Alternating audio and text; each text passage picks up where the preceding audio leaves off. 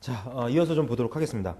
나사의 그 회전력 구하는 표현식 정리를 좀 해봤고요. 이번에는 그 회전 토크를 좀 보도록 하죠.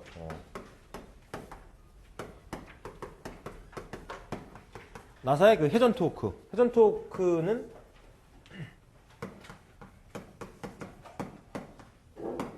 비틀린 모멘트로 표현할 수도 있는 거죠. 지금 사각나사입니다. 사각나사니까 이렇게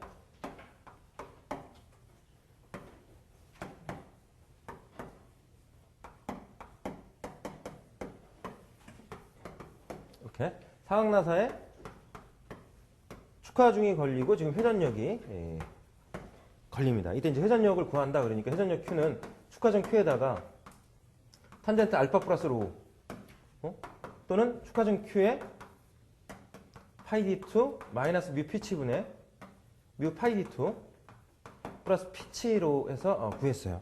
자, 그런데 일중 나사일 경우 이 식을 쓰는 거죠. 만약에 다중 나사다 그러면 두 줄 나사야. 두 줄 나사야 그러면 뭔가 달라져야 되겠죠. 일단 이제 두 줄 나사면 위의 식에서 알파를 계산할 때 탄젠트 알파가 파이 D2분의 리드 길이죠. 리드 길이니까 N피치 들어가. N피치. 여기서 이제 알파를 구해줘야 되겠죠. 아크 탄젠트 파이 D2분의 N피치로 구해줘야 되겠죠. 이렇게. 그러면 밑에 있는 식에서는 피치에 N이 붙는다는 거죠. 피치의 줄수가 따라 붙어야 돼. 피치의 줄수가 두 줄 이상이면. 자, 여기 이제 달라질 겁니다. 여기서 회전력을 정리를 했어요. 그러면 중심축을 기준으로 해서 물체가 도니까 회전하는 모든 물체는 회전 토크가 발생하게 되겠죠. 회전 토크의 표현이 가능합니다. 나사 산 하나를 기준으로 해서 보니까는 골지름 바깥지름 해가지고 이렇게 이제 마찰면을 나사 산 하나에 대한 마찰면을 잡을 수가 있어요. 안지름은 수나사의 골지름, 바깥지름, 수나사의 바깥지름, 호칭지름 이렇게 해서 그러면은 말씀드린 대로 회전력은 어디에 둬야 되느냐? 회전력은 평균직경 원주상에 둬야 되겠죠. 평균직경 원주상에 D2로 표현되는 평균직경 이 원주상에 회전력이 가해지는 거로 회전력이 가해져서 이 회전력에 의해서 지금 한 바퀴 돌면 축방향으로 전진한단 말이에요. 전진해. 자, 그러니까 회전 토크는 비틀린 모멘트 T는 지금 이 회전 토크는 수나사와 앞나사가 서로 접촉하는 부분에서 발생되는 그 회전력과 회전 토크 얘기하는 거죠. 비틀린 모멘트를. 그러니까 회전력 곱하기 어떻게 해줘야 돼? 모멘트니까 회전력 곱하기 회전 중심축까지 직각거리가 들어가야죠. 회전 중심축까지 직각거리는 유효지름의 반이 돼. 2분의 D2가 되겠죠. 2분의 D2. 자, 그래서 축하중 Q 곱하기 탄젠트 알파 플러스 로 곱하기 2분의 D2로 해서 풀든가 축하중 Q 곱하기 파이 D2 마이너스 뮤 피치분의 뮤 파이 D2 플러스 피치 일중 나사를 기준으로 하니까 피치 곱하기 2분의 D2로 해서 회전 토크 계산해 줍니다. 그럼 단위는 뉴턴 밀리미터 뉴턴 메타로 표현할 수 있겠죠. 뉴턴 메타로 표현해 주면 줄로도 표현할 수 있고요. 1줄 1 뉴턴 곱하기 1메타 공학 단위면 킬로그램 포스 또는 킬로그램 밀리미터 이렇게 해서 공학 단위로 토크 표현을 해줍니다. 네, 회전 토크 표현이 될 거고요.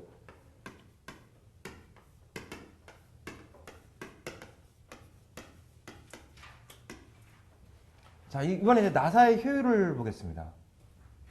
나사 효율 보기 전에 네.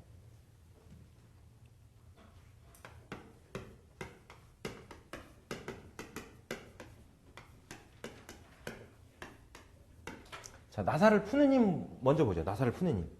나사를 푸는 힘을 구해. 그럼 나사를 풀려면은 나사를 무슨 방향으로 돌려야 돼? 왼쪽으로 돌려야죠. 왼쪽으로 돌려야 돼.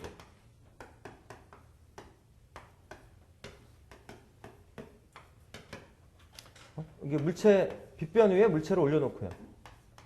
물체를 올려놓고 작용하는 하중은 축하중. Q가 작용할 거고요. 그다음 푸는 힘은 왼쪽으로 돌려야지. 왼쪽으로 돌려야 되니까 회전력의 반대 방향으로 잡아야 되겠죠. 그 푸는 힘은 P 다시로 놓겠습니다. 푸는 힘 P 다시. 푸는 힘 P 다시를 구해봐. P 다시. 그럼 역시 분해를 해야죠. 힘의 분해를. 힘의 분해를 해요. 힘의 분해를.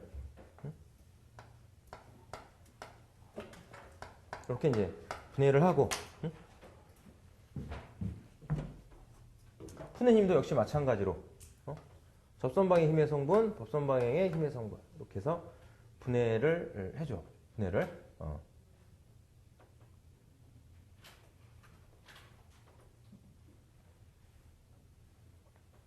그러면은 직각이죠. 요각이 알파 이렇게 되겠지. 알파. 이렇게 해서 이제 P-를 역시 이제 그 회전력 구하듯이 해서 정리를 해줍니다. 정리를 해서 보면은 P-는 축하중 Q에다가 탄젠트 로우 마이너스 알파로 정리가 돼요.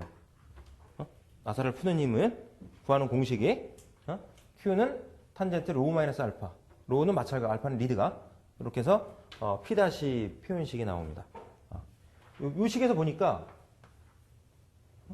P-가 제로일 때가 있어. P-가 지금 P-가 제로면 P-가 제로라는 얘기는 마찰각 로우하고 리드각 알파가 같다는 얘기죠. 로우와 알파가 같잖아. 로우 알파가 같으면 요 물체가 요 위에 그 빗변 위에 딱 정지 상태에 있다는 얘기죠. 그래서 우리가 마찰각이 즉 마찰계에서 뮤는 탄젠트 로우다, 마찰각이다라고 해서 정리를 했었단 말이야. 정지 상태에 있다는 얘기야. 이 상태는 이제 중립 상태라고 얘기를 해. 나사가 조여지지도 않고 풀리지도 않고, 조여지지도 않고 풀리지도 않고 있는 상태다 이렇게 본다는 얘기죠. 중립 상태라고 표현해. 중립 상태 이렇게 표현합니다. 이 P-가 0보다 작을 때가 있어. P-가 0보다 작다는 얘기는 탄젠트 값이 마이너스라는 얘기죠. 탄젠트 값이 마이너스라는 얘기는 마찰각하고 리드각 중에서 뭐가 크다는 얘기야. 탄젠트는 기함수입니다. 그죠? 기함수야. 그죠? 그러니까 이 안이 마이너스여야 된다는 얘기죠. 그죠? 마이너스니까 알파 크다는 얘기죠. 즉 마찰각보다 리드각이 크면 이 상태에서 지금 이 상태에서 딱 물체가 정지 상태에 있어. 정지 상태에 있으니까 같다는 얘기죠. 로우 이퀄 알파라는 상태야. 로우 이퀄 알파라는 상태야. 근데 알파가 커버려. 알파 크다는 얘기 이렇게 쓴다는 얘기죠. 이 빗변이 쓴다는 거 아니야. 쓰면 얘가 내려올 가능성이 높아지죠. 저절로 내려올 가능성이 높아져. 그렇다는 얘기는 리드각이 마찰각보다 크다. 그래서 나사를 푸는 힘이 0보다 작다. 나사를 푸는 힘이 0보다 작다는 얘기는 무슨 의미겠어? 나사를 푸는 힘을 가한다는 얘기야? 가하지 않는다는 얘기야? 가하지 않는다는 얘기죠. 가하지 않는다는 얘기야. 이거는 저절로 풀린다 이런 얘기야. 나사가 저절로 풀려요. 저절로. 리드각이 마찰각보다 커버리면 나사는 저절로 풀려버립니다. 이렇게. P-가 0보다 클 때는요. P-가 0보다 크다는 얘기는 푸는 힘이 0보다 크다는 얘기는 푸는 힘을 가한다는 얘기죠. 푸는 힘을 가한다는 얘기야. 즉 마찰각 로우가 리드각보다 커야 되겠죠. 그죠? 이때는 뭐야?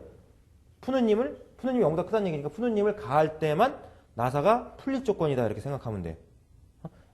저절로 나사가 풀린다. 나사를 푸는 힘을 가하지도 않는데 나사가 저절로 풀려. 저절로 얘가 내려와. 얘는 뭐야? 마찰각이 리드각보다 크니까 이 상태에서 이 기울기가 점 눕는다는 얘기죠. 눕는다는 얘기야. 그러니까 내려올 확률이 점점점 어려워지죠. 그러니까 밑에서 내려 보내야 돼. 밀어야 돼. 나사를 푸는 힘을 가해야 돼. 그런 의미로 생각하시면 돼요. 얘는 나사를 푸는 힘을 가할 때만 풀린다. 저절로 풀리면 안 되죠. 자동차 바퀴 볼트로 체결을 해놓습니다. 달리고 있는데 그냥 풀려버리면 그런 사고 나기도 해요. 저도 몇 년 전에도 뭐 매석하면서 뉴스에서 본 것 같기도 하고. 뭐 타이어가 빠진 건 아닌데 타이어가 빵꾸 나가지고 이제 죽을 뻔한 사람도 제 주위에도 있고. 예전에 제가 회사 다닐 때도 우리 그 협력업체 밑에 그 하청업체 직원인데 현장 소장이었는데 그 친구도 응? 고속도로에서 신나게 바꿔 내려오다가 이제 그 타이어 뻥커 나가지고서 운이 좋았죠. 사고 안 나서 안 났으니까 일단은 이렇게. 멀쩡히 고속도로 잘 달리고 있는데 반대편 차선에서 타이어가 날라와 가지고선 사고 나갖고 죽는 사람도 있고. 그래서 뭐 어쨌든 내 잘못으로 죽는 건 아닌데 뭐 그런 사고도 있으니까. 그래서 위험합니다. 응? 위험해요. 그래서 반드시 나사를 설계할 때는 이 저절로 풀릴 수 있는 이런 조건이 들어가서는 안 된다. 그래서 마찰각 로우는 리드각 알파보다 항상 크거나 같은 조건으로 설계를 해줘야 돼요. 이 조건을 나사의 자립 조건이라고 얘기합니다.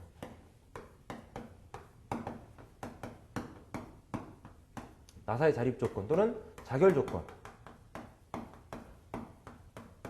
나사의 자립 조건 또는 나사의 자결 조건이라고 얘기를 합니다. 즉 자립 조건, 자결 조건이라는 표현은 뭐야? 나사가 스스로 풀리지 않을 조건. 나사가 스스로 풀리지 않을 조건. 기억을 해 두셔야 되겠고요. 네? 네.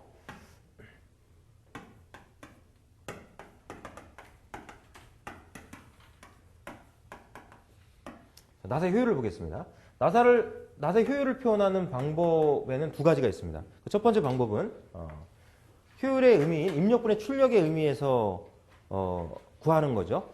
즉 입력 1분의 나사 1회전 시 항상 1회전을 기준으로 해서 봅니다. 입력 1분의 출력 1 입력 1분의 출력 1의 의미에서 구해주면 돼요. 입력 1은 입력 운동은 뭐라 그랬어? 회전 운동이 입력 운동이다 그랬죠? 회전력에서 한 바퀴 회전했어. 그러면 입력 1 회전 1은 얼마야? 회전력에다가 한 바퀴 돌았어. 그러면 움직임 거리가 파이 d2죠. 파이 d2고 출력 1은 축하중 Q에 의해서 한 바퀴 돌았어. 축방향으로 움직인 거리는 리드 길이죠. 리드 길이야. 이렇게 네? 잡습니다. 그러면 P 대신에는 회전 토크 T는 회전력 곱하기 2분의 D2니까 회전력은 D2분의 ET로 놓을 수 있죠. DT분의 ET. D2분의 ET로 놓으니까 D2 지워집니다. 오케이? 2파이 T가 남겠죠. 2파이 T가 남아. 2파이 T가 남고 축하중 Q에다가 L은 리드 길이니까 N피치죠. N피치인데 지금 일중 나사니까 피치가 들어가면 돼. 이중 나사하면 여기다 줄수 곱해줘야 돼. 이중 나사면 효율 구할 때 이렇게 곱해줘야 돼. 2파이 T분의 Q피치로 구할 수 있다. 효율을 구하는 방법이 회전 토크 T 2파이 T분의 Q피치 이렇게. 제가 여기다가 이제 그 리드 길이 대신에 일중 나사니까 그냥 스몰 P 이렇게 표현해 놓으니까 어떤 사람이 질문하더라고. 이건 왜 안 지웁니까? 이렇게. 다 지울 수가 없는 거죠. 그죠? 지울 수가 없어. 얘는 회전력이고 얘는 피치인데 지우면 안 되지. 당연히. 그죠? 그래서 이게 피치를 쓰면 안 되겠구나. 그런 생각이 들었습니다. 그래서 그냥 리드 길이로 표현을 좀 해주고 있고. 자, 그 다음에 나사의 효율을 또 표현하는 표현식 중에는 1회전을 기준으로 해서 마찰이 있을 때 회전력분의 나사의 효율의 정의예요. 이거는 이제 모든 효율의 정의로 생각할 수 있고요. 모든 효율의 정의, 입력분의 출력이라는 의미는. 그리고 지금 두 번째 정리하는 거는 나사의 효율을 정의하는 표현이다라고 생각하면 됩니다. 마찰이 있을 때 회전력분의 마찰이 없을 때 회전력. 그럼 회전력을 구하는 표현식은 축하중 Q에 탄젠트 알파 플러스 로우죠. 축하중 Q에 탄젠트 알파 플러스 로우로 표현이 됩니다. 분의 Q에 탄젠트. 마찰이 없다는 얘기는 마찰각이 얼마라는 얘기야? 제로다 이런 얘기죠. 탄젠트 알파. 이렇게 해서 축하중은 같을 테니까 지워져. 그럼 탄젠트 알파 플러스 로우분의 탄젠트 알파. 표현이 되겠죠. 이렇게. 그래서 효율을 구하는 공식은 효율 2타는 2파이 T분의 Q피치로 구하거나 또는 탄젠트 알파 플러스 로우분의 탄젠트 알파로 해서 계산을 해줍니다. 그럼 퍼센트로 표현이 돼야 되겠죠. 나사 효율을 구하는 공식 이렇게 두 가지가 있어. 어떤 식을 쓸 거냐? 어떤 식을 쓸 거냐? 역시 마찬가지로 문제의 조건에서 주어진 조건을 보고 또는 소문제의 그 흐름을 보고서 두 식 중에 하나의 식을 선택해서 문제를 풀어라. 관계없다. 만약에 이제 다중나사면 어떻게 돼? 다중나사면 P치에 줄수가 붙어야 되겠죠. P치에 줄수가 이렇게 이제 붙습니다. 이건 참고하시고요. 네. 네. 자, 그리고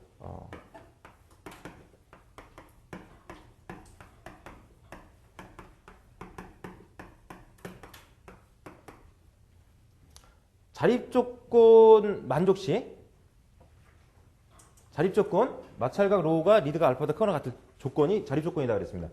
자립조건 만족시 최대 효율을 구하라. 자립조건 만족시 최대 효율 구하라. 그러면 효율 2타는 탄젠트 알파를 뭐로 나? 알파를 로우로 놔야죠. 자립조건 만족시 최대 효율 마찰각 로우가 알파보다 클 때 아니면 이꼴일 때 두 조건에서 어떤 경우 효율이 크겠어? 분모가 작을 때 효율이 크겠죠. 그러니까 리드가 마찰각 로우가 리드가 알파보다 클 때보다는 같을 때가 효율이 더 크겠죠. 같게 놓고 즉 로우 플러스 로우 분의 탄젠트 로우 또는 알파 플러스 알파 분의 탄젠트 알파 이렇게 해서 계산해 주면 되겠죠. 이렇게 탄젠트 2배 로우 분의 탄젠트 로우로 해서 계산을 해줍니다. 이렇게 계산 누르면 돼 그냥 계산기 누르면 돼. 누르면 돼.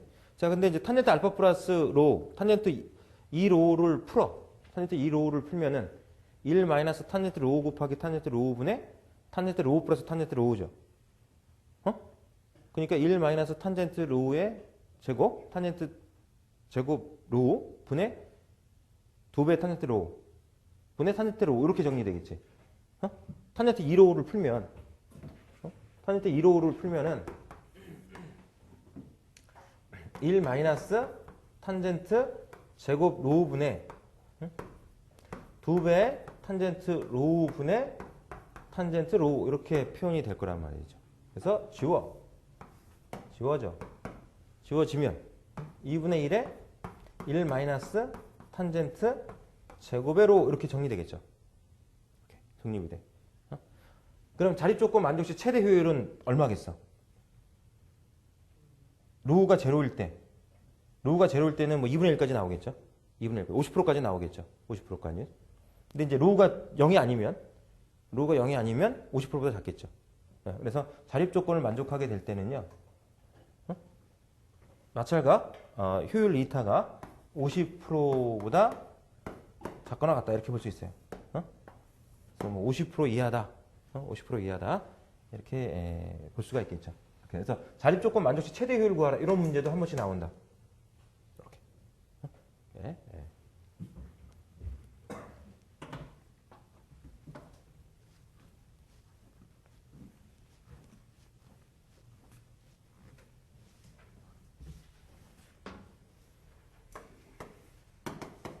그 다음에 이제 최대 효율 구하라는 문제가 나와요. 최대 효율 구하라 문제. 그럼 효율 이타가 탄젠트 알파 플러스 로우 분의 탄젠트 알파인데요. 최대 효율을 구하라 그러면 일단 마찰각이나 마찰 계수는 바뀔 수 있느냐 라고 하는 거. 뭐에 따라서 효율이 달라질 수 있겠느냐. 마찰각에 따라서 효율이 달라질 수 있느냐. 아니면 리드각에 따라서 효율이 달라질 수 있느냐. 마찰 계수, 마찰각, 즉 마찰 계수라는 값만 놓고 봤을 때는 수나사와 암나사 그 표면의 그 연삭 작업시 얼마나 거칠기를 없애주느냐가 그 마찰에 영향을 주겠죠, 그죠? 마찰에 영향을 줍니다. 그러니까 이제 뭐 마찰 표면의 그 나사 표면의 마찰 정도를 바꿔가면서 뭐 효율을 생각하는 건 아니고, 그러니까 최대 효율을 물어본다 그러면 마찰각의 변화에 따른 어떤 효율의 변화를 물어보는 건 아니고, 마찰 리드각이죠, 리드각. 리드각의 변화에 따라서 효율이 달라질 거다 이런 얘기예요. 효율이 달라질 거다. 그러면은 최대 효율이 될 수 있는 리드각을 찾아야 돼. 최대 효율이 될 수 있는 그 리드각, 이타 맥시멈을 구할 수 있는 리드각을 찾으려면 라운드 알파분의 라운드 이타 이꼴 제로를 만족하는, 이걸 만족하는 그 알파를 구해야 되겠죠. 알파를 구해야 돼. 알파를 구해야 돼. 이렇게. 예. 효율과 리드각과의 그 그래프를 놓고 보자면 효율이 0도하고요. 0도하고 90도 마이너스 로우에서 효율이 제로예요. 효율이 제로입니다. 그 사이에서 최대 효율이 발생하게 돼요. 이타 맥시멈이.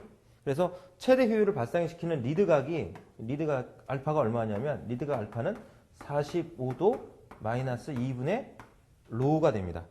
45도 마이너스 2분의 로우. 45도면 4분의 파이죠. 4분의 파이 마이너스 2분의 로우로 표현하기도 하고, 그때 로우는 라디안이죠.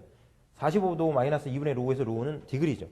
디그리야. 그래서 리드각 알파 45도 마이너스 2분의 로우도인 리드각 위치에서 최대 효율이 발생하게 됩니다. 이타 맥시멈이. 그래서 알파 대신에 여기다가 45도 마이너스 2분의 로우를 갖다 대입을 시켜요. 최대 효율을 갖는 리드각 알파는 45도 마이너스 2분의 로우 45도 마이너스 2분의 로우를 갖다 대입을 시키면 이타 맥시멈 계산이 되겠죠.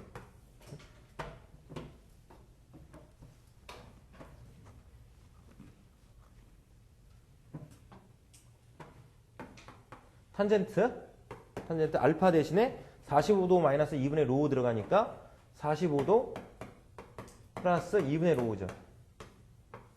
45도 플러스 2분의 로우 분의 탄젠트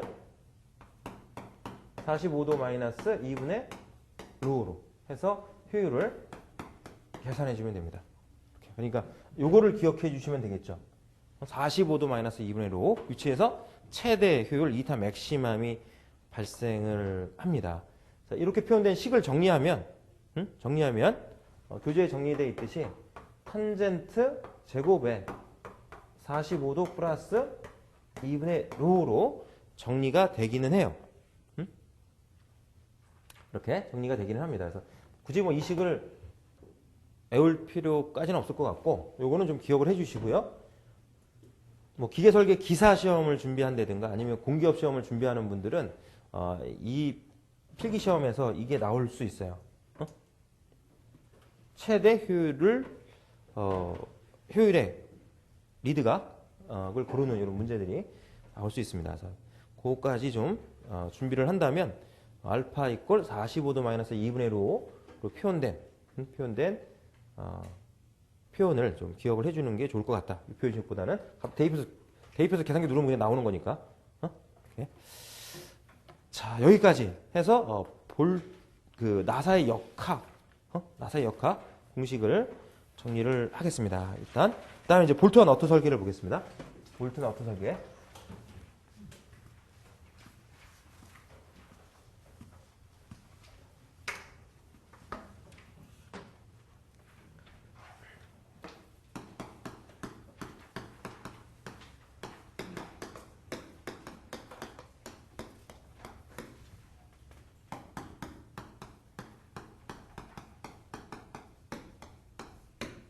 자, 먼저 볼트 설계를 보죠. 볼트 설계. 볼트를 설계한다는 얘기는 뭘 구한다는 얘기야? 뭘 결정한다는 얘기야? 볼트의 크기는 뭐로 표현하겠어? 호칭 지름으로 표현하겠죠. 호칭 지름? 그죠? 호칭 지름 표현하죠. 볼트는 순화사니까, 순화사의 크기, 볼트의 크기는, 볼트의 외경, 바깥 지름으로 표현합니다. 호칭 지름으로 표현하는 거죠. 이 볼트를 놓고 보면, 볼트는,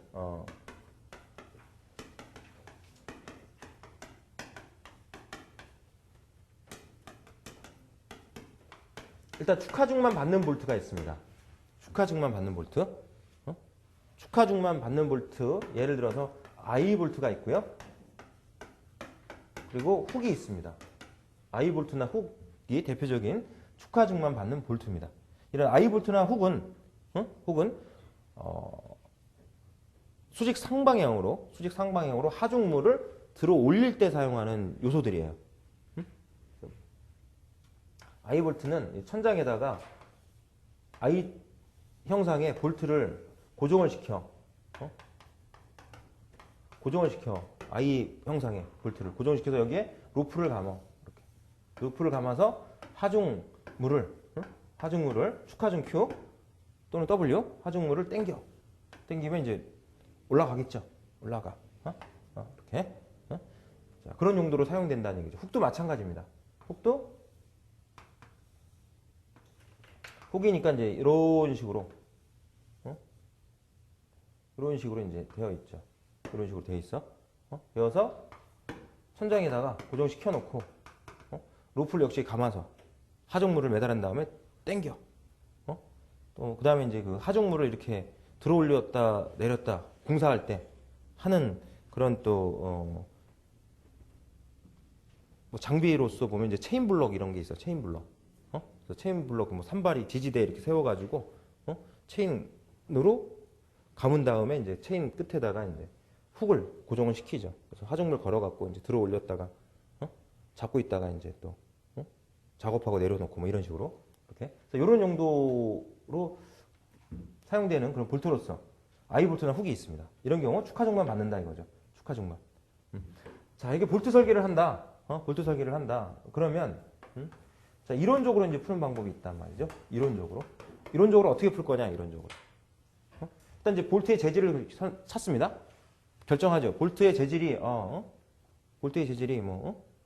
예를 들어서 뭐, 뭐로 할 거야, 뭐, 강이라든가 아니면 그, 청동이라든가, 뭐 이런 이제 그를 썼다, 예를 들어서. 그러면은 재질이 결정해서 우리가 알고 있으면 뭘 알 수 있어? 응력을 알 수 있죠. 허용응력. 허용응력을 알 수 있어. 허용응력을 알 수 있으니까 축하종 받잖아. 축하종을 받으니까 인자응력은 A분의 축하종 Q로 놓고 면적 A는 4분의 파이 D제곱으로 계산해요. 분의 Q 해서 계산해서 허용응력보다 작거나 같으면 안전하겠죠. 안전해. 그러면은 4분의 파이 D제곱해서 면적을 잡을 때 4분의 파이 D제곱 면적을 잡을 때 D가 뭐가 들어야 되겠어? 골지름, 유효지름, 바깥지름 중에 뭐가 들어가야 되겠어? 지금 볼트하고 너트, 볼트, 너트, 수나사, 암나사가 접촉하는 접촉부에서 지금 그 얘기하는 거죠? 볼트, 너트 체결해 놨을 때 힘은 어디서 받아? 체결부에서 받지? 어디서 받아? 그죠? 이렇게? 그러니까 체결부에서 얘기하는 거야? 그러면은 허용응력은 안정선 최대 응력이니까 최대 인자응력을 계산해야 돼. 최대 인자응력을 계산하는 면적은 작아야 되겠죠. 골지름 들어가야죠. 볼트 설계할 때, 볼트 너트 설계할 때는 면적 잡을 때 골지름으로 계산합니다.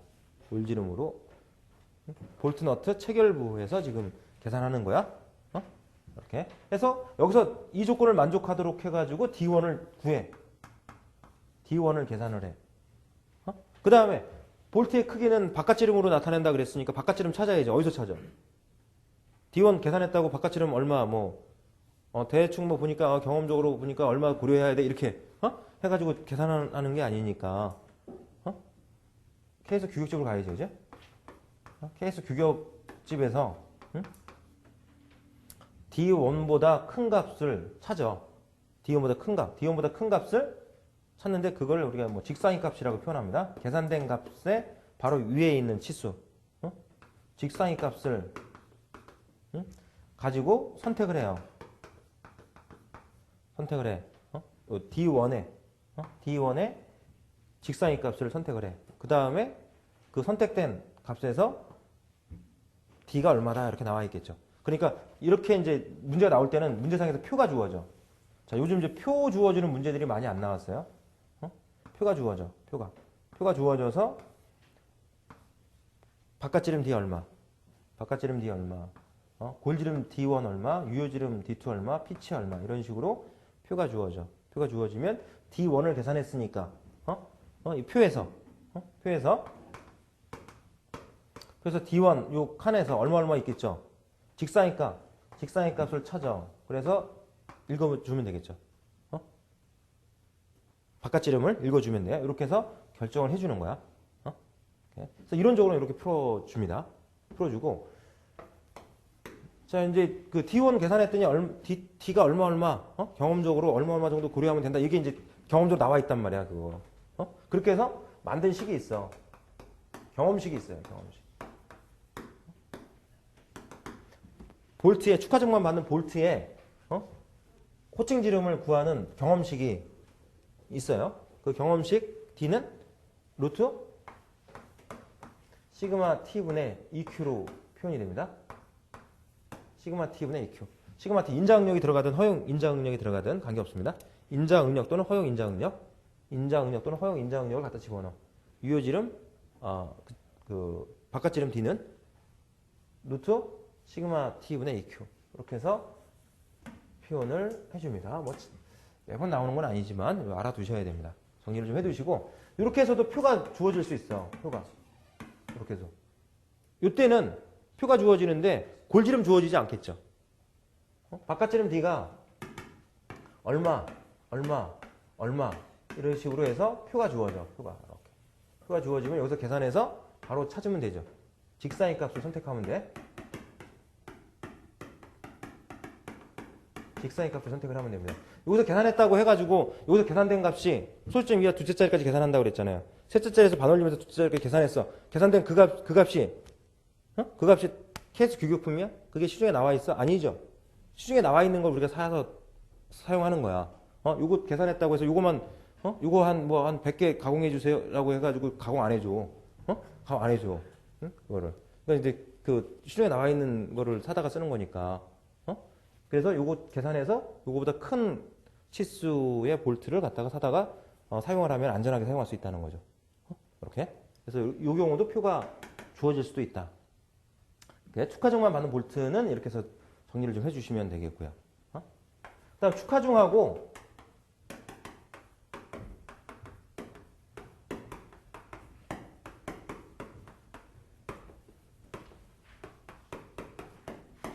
비틀린 모멘트를 동시에 받는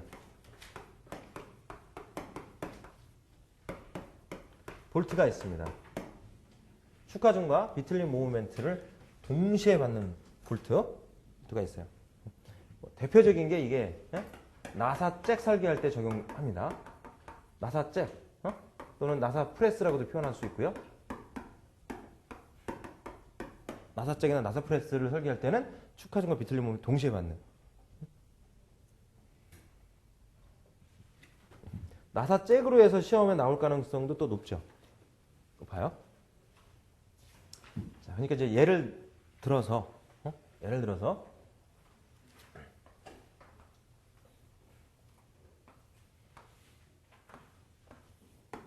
볼트에 너트를 이렇게 체결을 했어요. 너트를 체결을 했어. 체결했는데 볼트에는 이제 축하증이 이렇게 걸려. 축하증이 걸리고 체결할 때 스패너라고 하는 걸 이용하죠. 스패너를 이용해서 이렇게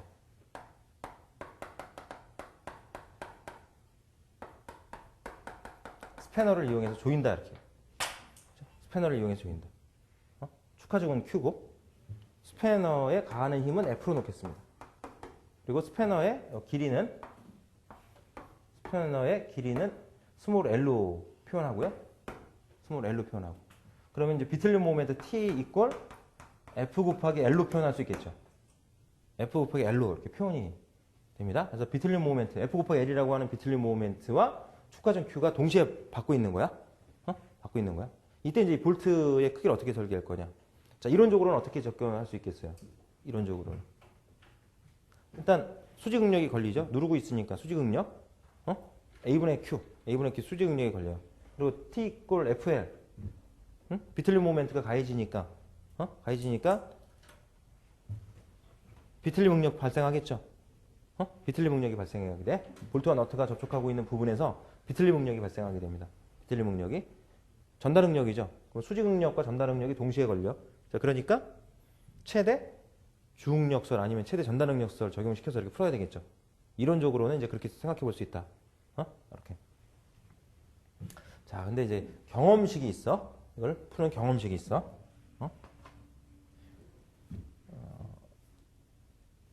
일단 이제 요 그 볼트와 너트 요 사이에는요, 조여지는 물체가 있겠죠. 조여지는 물체가 있어. 이렇게.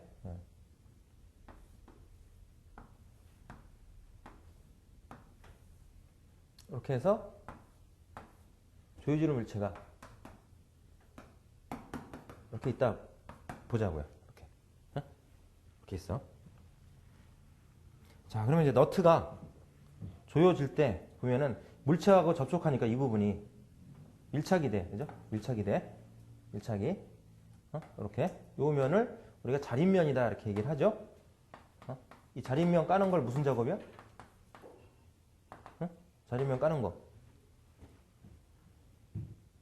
그새 다 잊어버렸어, 이제. 스포페이싱 작업? 스포페이싱 작업이다라고 얘기했죠. 그러니까 기출문제면 무조건 파는 것도 방법이긴 방법인데, 기본적인 거 정리를 해주셔야 된다니까.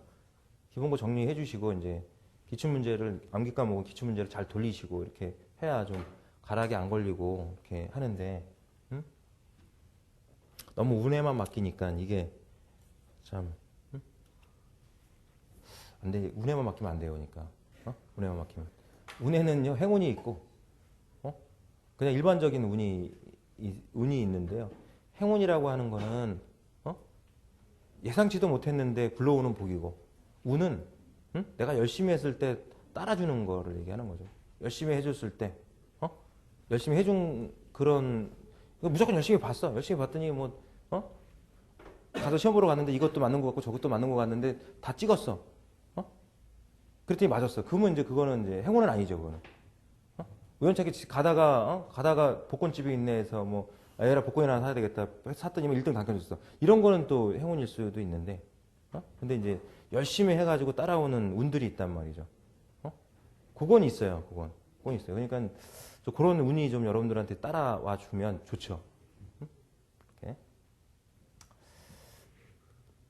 자, 스포페이싱이라는 작업이 있단 말이죠. 그러니까 이 표면이 거칠면, 너트와 접촉하고 있는 표면이 거칠면은 그 거친 면에서 마찰이 커요. 그 마찰에 의한 토크를 고려를 해야 될 필요성이 있어요. 자, 일단 이제 이 축하점과 비틀리 모멘트를 동시에 받을 때 일단 볼트의 크기, 볼트의 외경을 구합니다. 볼트의 외경은 경험식으로 구한다. 경험식으로 루트 3배의 시그마 t분의 8배의 q로 구합니다.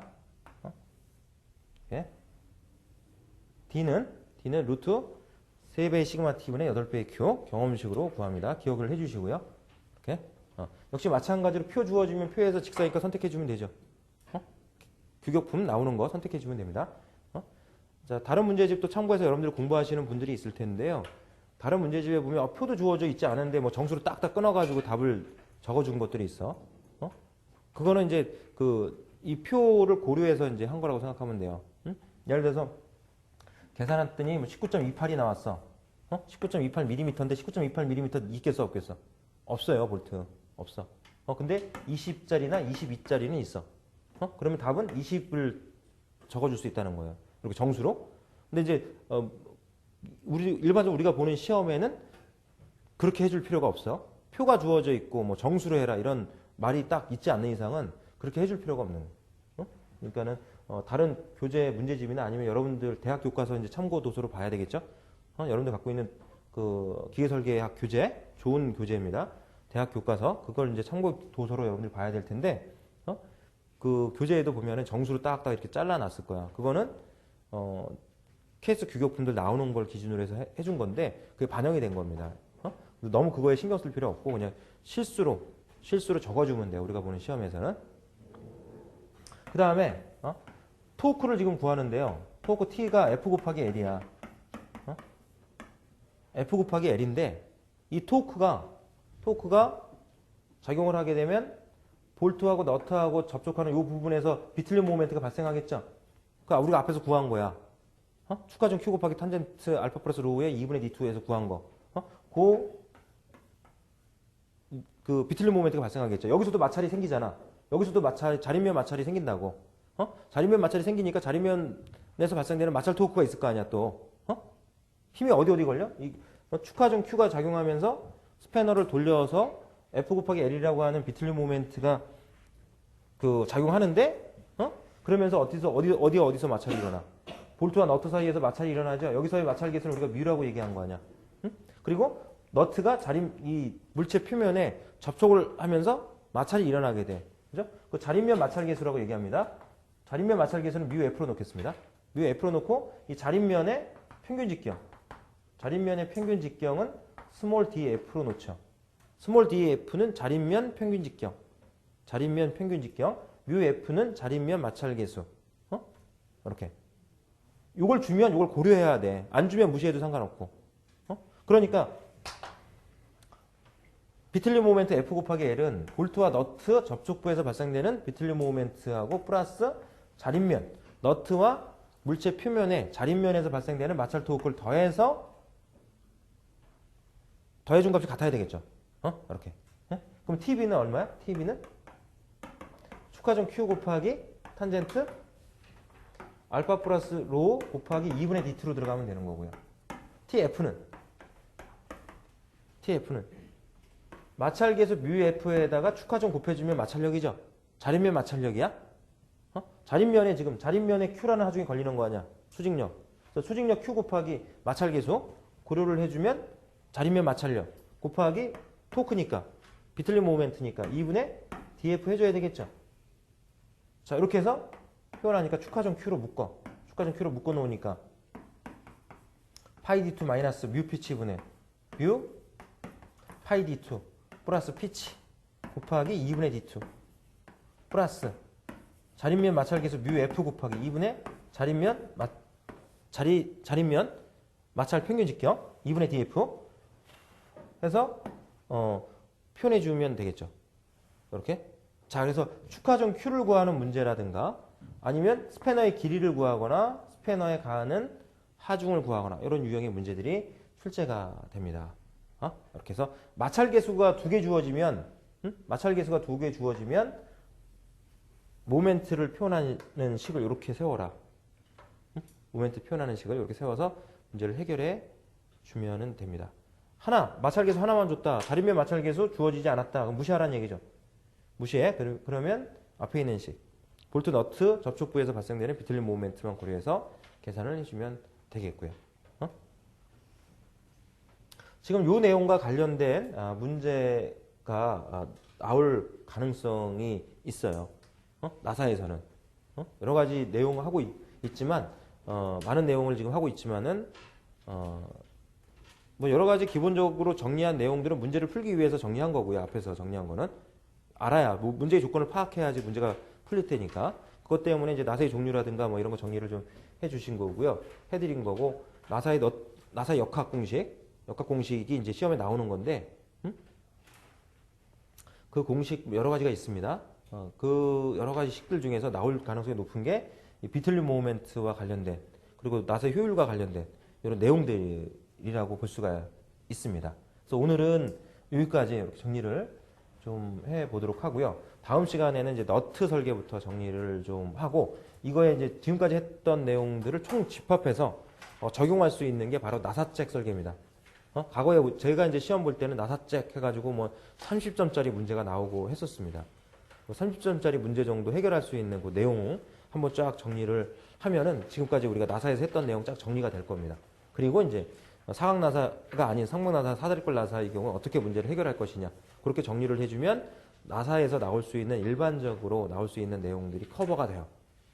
그 내용을 이제 다음 시간에 좀 마무리하고, 또 문제 풀면서 문제를 풀 때 여러분들이 답안을 작성할 때 주의해야 될 그런 사항을 말씀을 드릴 겁니다. 그걸 뭐 자주 말씀드릴 수는 없으니까 처음에 말씀드릴 때 잘 귀담아 들어주시고, 앞에서 말씀드렸던 그 주의사항도 있었죠. 주의사항들 있습니다.